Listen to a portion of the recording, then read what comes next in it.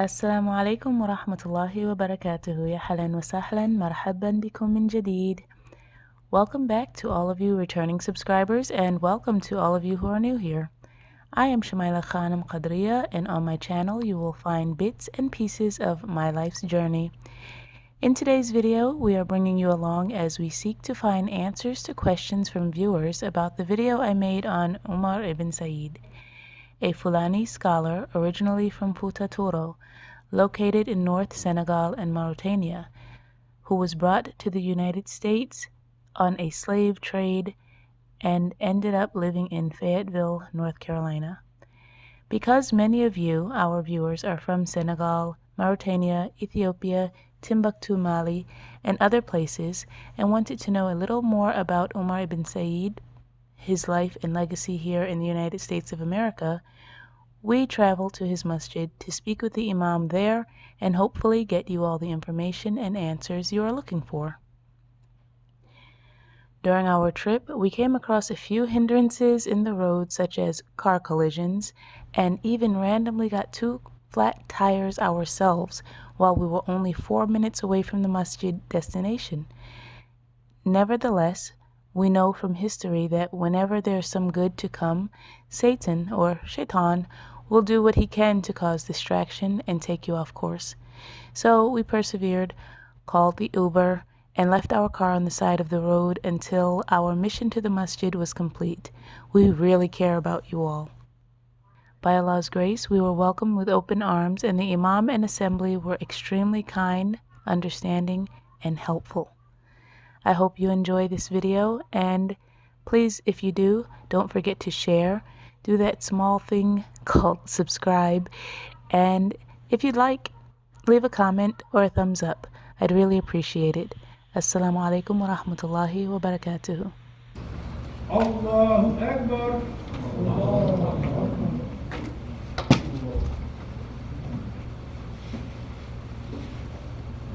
Bismillahirrahmanirrahim. Alhamdulillahi Rabbil Alameen.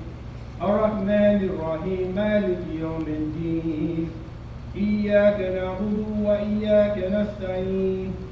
Ihdina siratal mustaqim.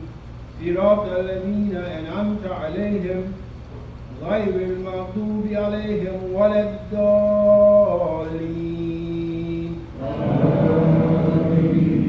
بسم الله الرحمن الرحيم.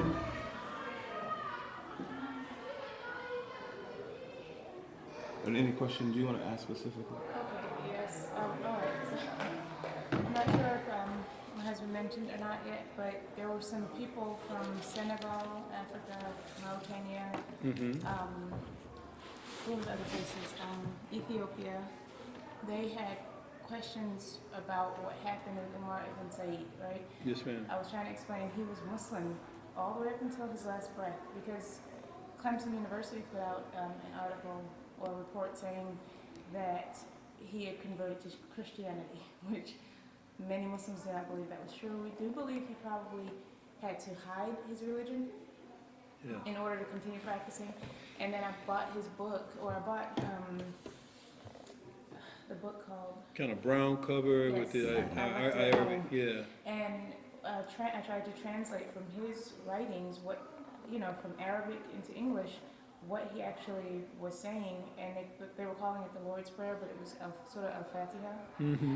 And he wrote ayats from Surah Al-Mulk. From my experience, I understand he probably memorized Surah Al-Mulk. He was a scholar, in his own land, in Futa Toro. And this is what I was trying to explain to you. There's some people online, and they had more questions. One of the latest questions was, did he have a son? Does anyone know if he had a son, and was his son in America or in Africa? I'm not sure if you know that or not. And the other questions were, is he buried here in, I think it's... This is Fayetteville, Cumberland County. Okay. I can explain the geography of his life and sojourn here. So first question was, it's in some quarters, some sectors, even in academia, they do most of the academia, they've put it that he converted.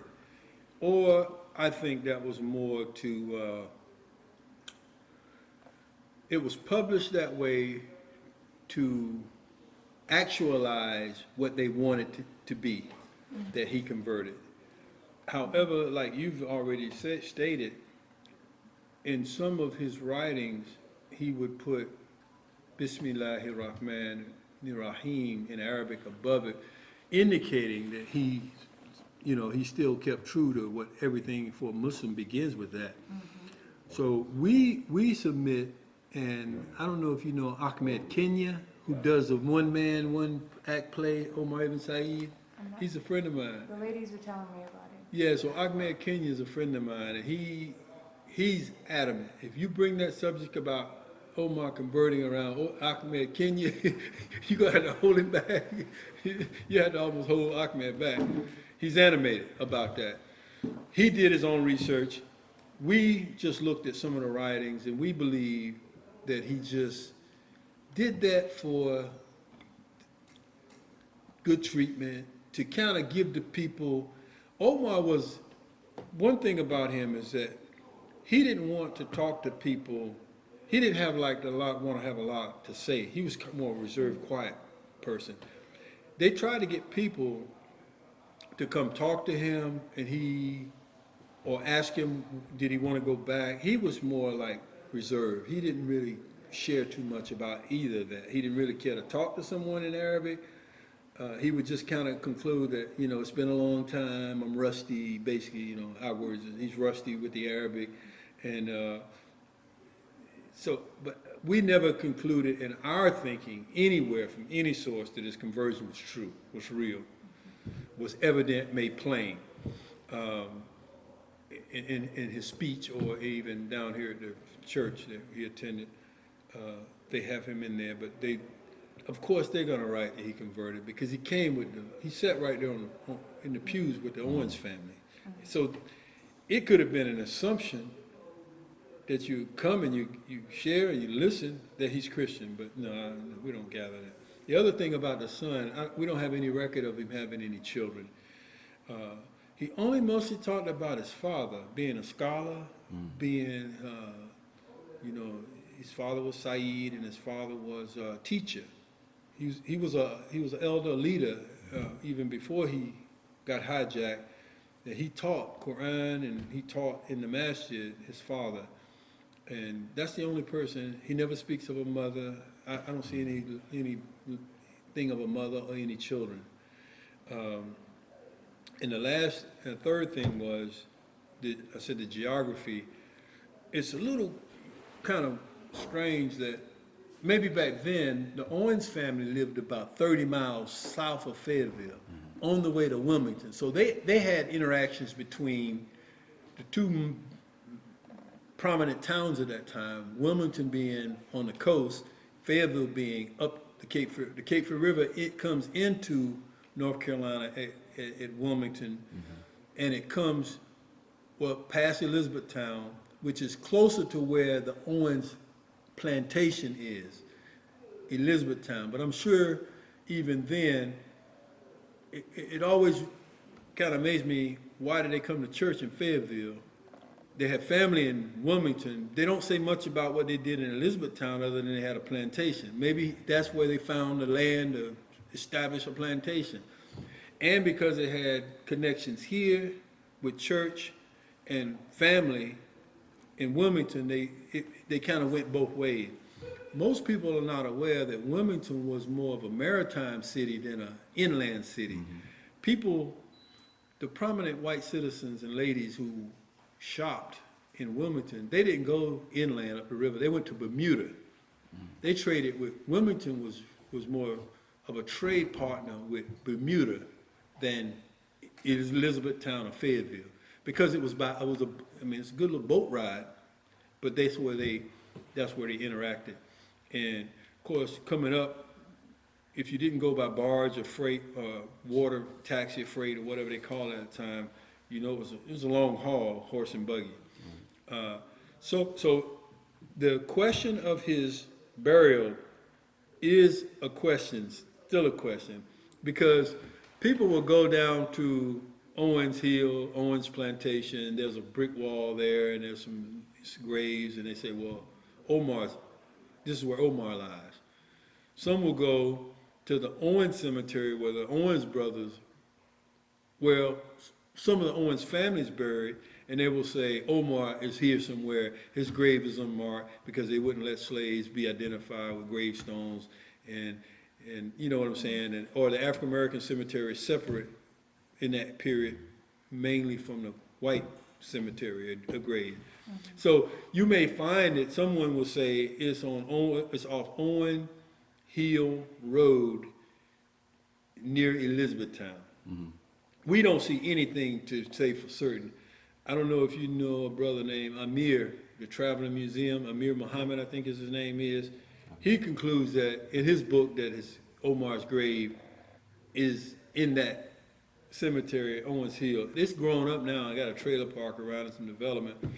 One of our brothers, he's not here today, Adam, who's our true historian on Omar. We've given him that title, that designation. The brother from Senegal came through here about a month ago. And he was here because of Spoleto Festival in Colombia, and it was kind of spur of the moment. He said, well, I'm here, I'm from Senegal. I didn't know he taught at UNC or NC State, but he went down, Adam went down 3 or 4 weeks ago, and Adam has told me since I was there, and we were there together, that they've developed residential around even that area. It was farm field at one time. And he says, you know, really, Bladen County, Elizabethtown being the holy, not the holy, but the county seat, they've probably lost an opportunity, if nothing more, to put up their historical marker and say, this was the Owens plantation, Omar ibn Sayyid was a part of this, you know, here. He's the most famous of the whole plant. He's more famous than the More Owens famous brothers. than They the were Owens brothers, the generals in family the militia and that's stuff. right. Nobody talks about Imagine them that. today. And to that point, I wanted to ask, or to it's not really a question, but well, it is. Do you think it's, okay, Islamically, because you're an Imam, would you say to our youth, because I have teenagers, Yes, ma'am. our upcoming youth, with all of the nonsense that's going on in the world right now, the thing that makes a person stand out most is his knowledge, or his understanding of how the world, how Allah, you know, the purpose behind why we're here. Omar ibn Sayyid stands out till this day. There's even a masjid named after him. And like you just said, he's more popular than the generals and the whole military family. Is it because of his love for Allah, or his understanding, his knowledge, the fact that he was a scholar? Like, how would you encourage them to keep seeking Islamic knowledge. over all? Right, to your point in the Waz today, right, in your sermon, about living your life based on the Quran. Everything about Quran first. You know, I guess that is the message, really. That would be a good message, because we have to find everything in the Quran. You know, on my way here, I heard they overturned Roe versus Wade. I'm apolitical. I don't have confidence in Democrats or Republicans. They are leaders. I respect them only because they are leaders. I respect them to a point. But they can't make decisions. To me, they don't make decisions just for the goodwill of the citizenry of this nation. Meaning, I can't look at any decision they make without looking at what the Quran says. The Quran says we shouldn't practice infanticide, like the backwards primitive Jahil Arabs.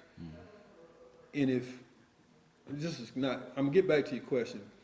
If abortion was about Rashida Khadijah in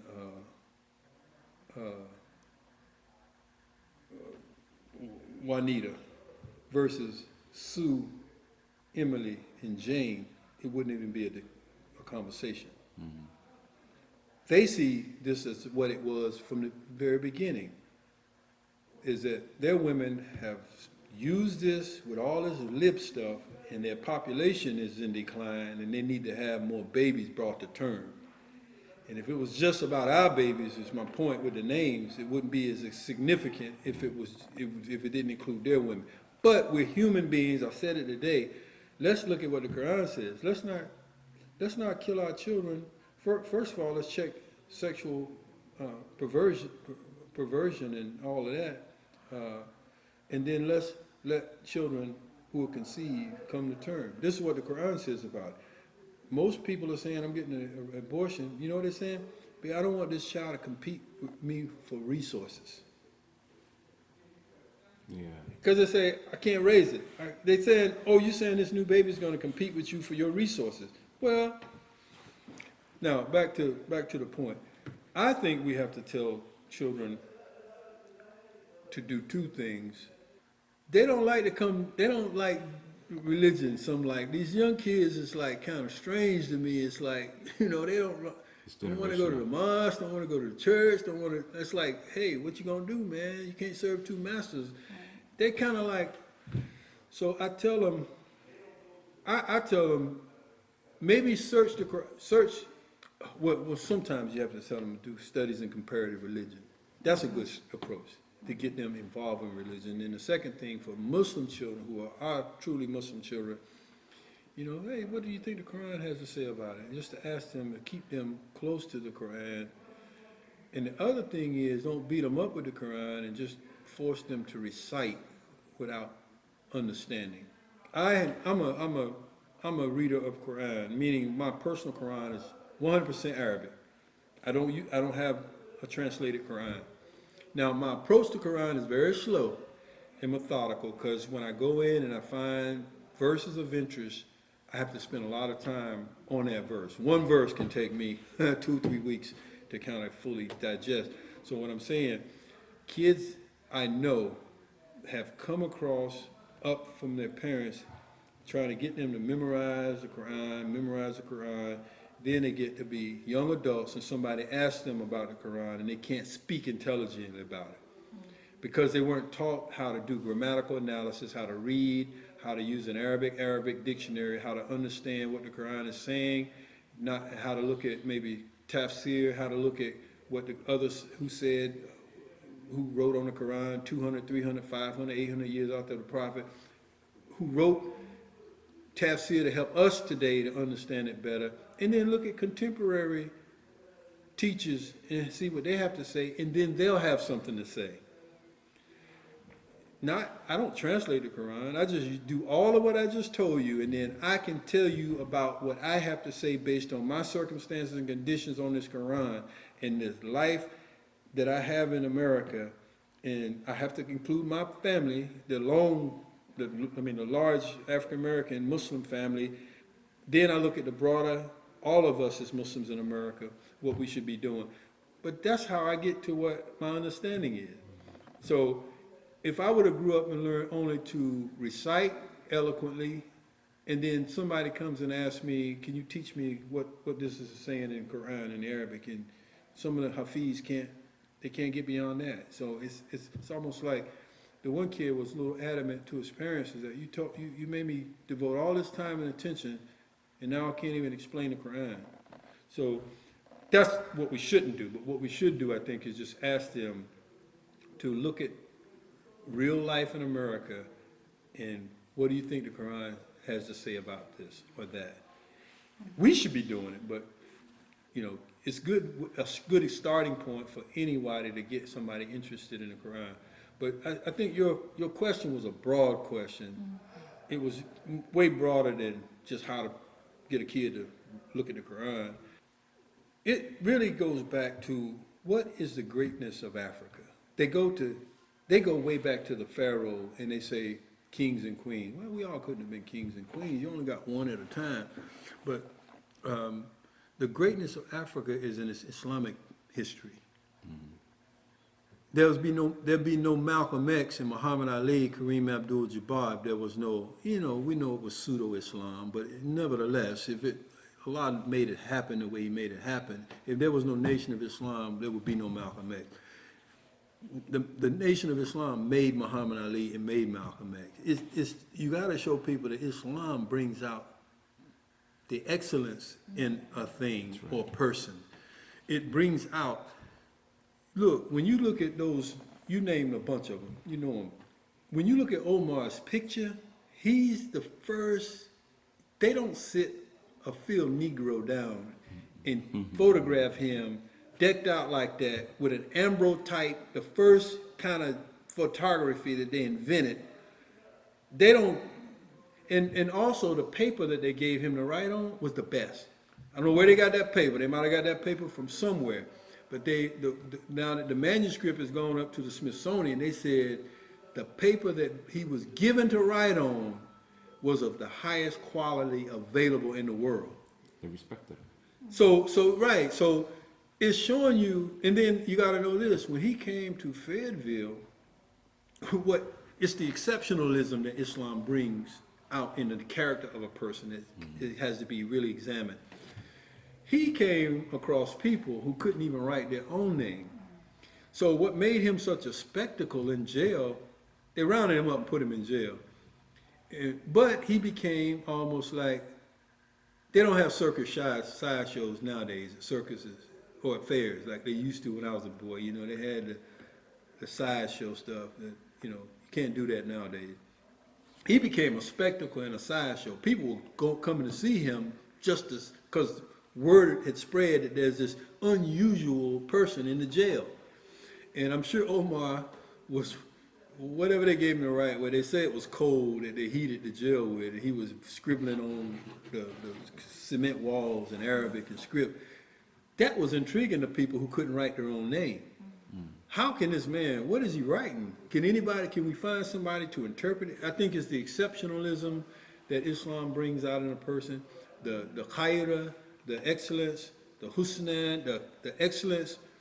So if you want to be excellent, you have to put the Quran up front. And our Islamic educational institutions, I think, go lacking because, think about this.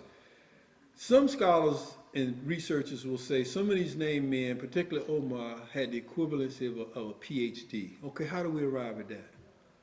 There was no educational classifications like that. So how do you take this man and make him a doctor? What did he have?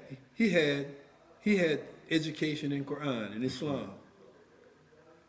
We're not talking secular, we're talking, this was a religious man, but how do you give him a doctorate in equivalency of today's term?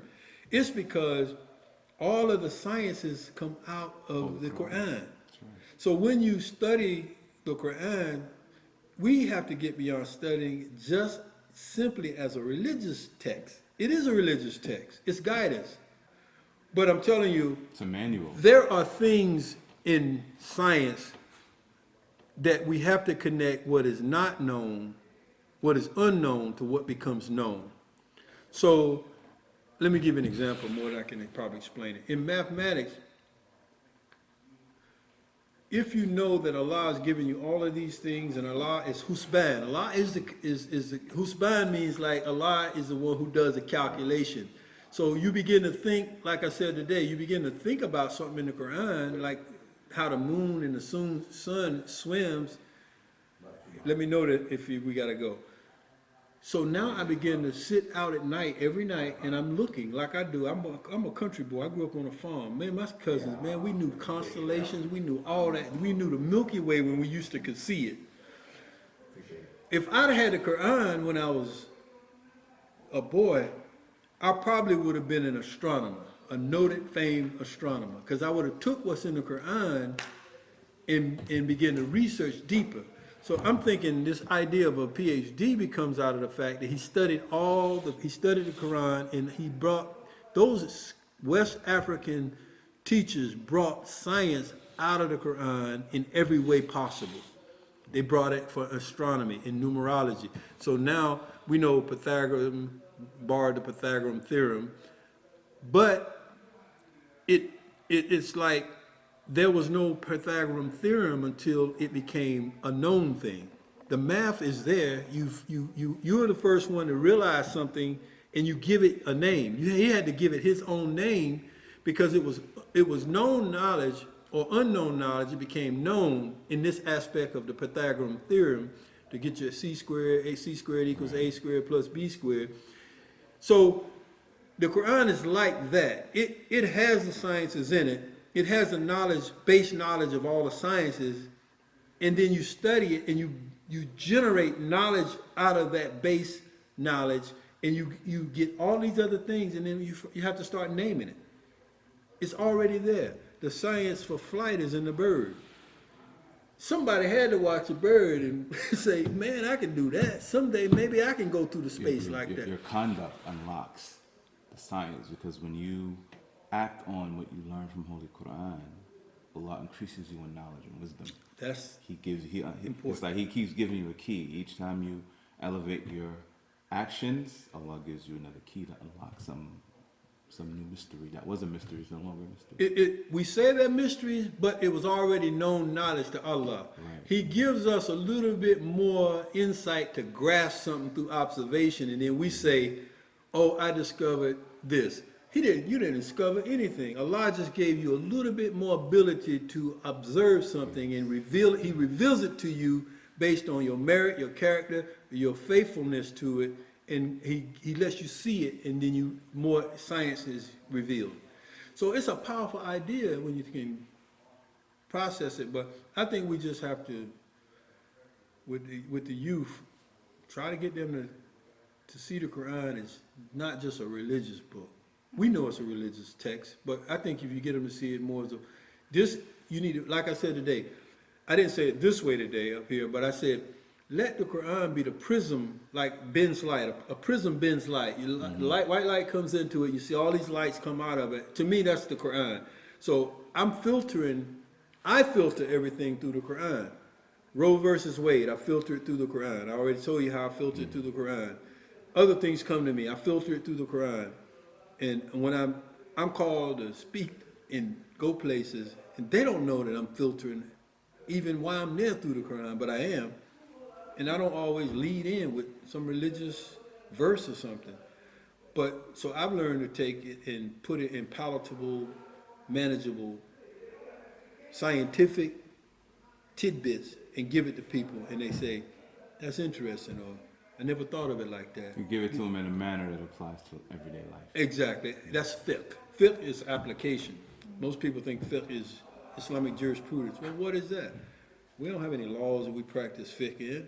Fiqh is just you taking the Sharia, the rules, the law, what's lawful, and applying it in your life. The application is so important. Let me know if we have to go, because you got to go? So that was a tow guy. He took the car to the shop.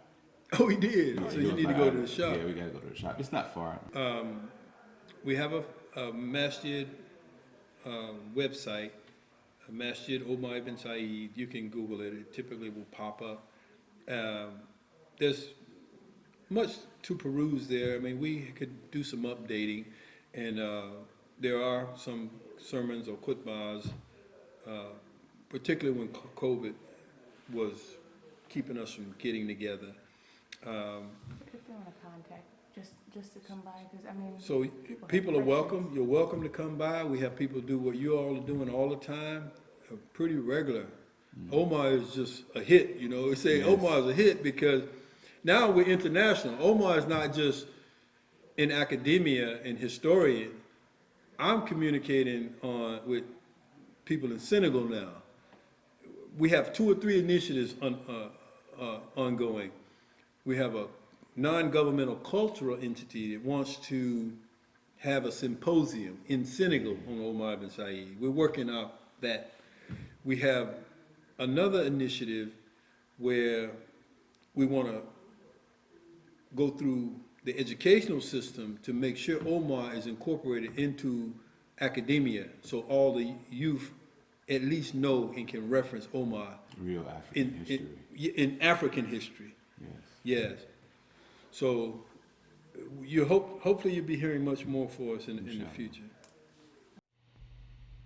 We are so extremely grateful for this interview and for the assembly at Masjid Omar ibn Sayyid and the Imam there for giving us so much of his time and explaining so much in detail and even answering any questions we had and even giving us some advice for what to do with the youth and young people and trying to answer the questions that we received online.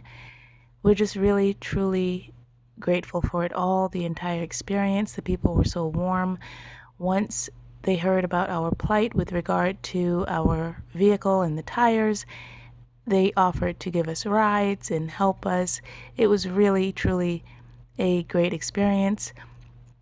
I just wanted to mention that the Imam went out of his way to give us a ride. We were going to call Uber, and he didn't want us to do that. It was very, very kind of him, very generous of him to offer us a ride to go and pick up our car. You may have heard in the background during the interview, my husband was talking to the tow truck company who had towed the vehicle to the shop, and we picked it up later on with the help of the Imam from Masjid, Omar ibn Sayyid. We are just truly, truly grateful for this experience. May Allah bless you all. And hopefully you all enjoyed this interview just as much as we enjoyed having it. See you in the next video, inshallah tabarak wa ta'ala. Please don't forget to share and take care until next time. Assalamu alaikum wa rahmatullahi wa barakatuhu.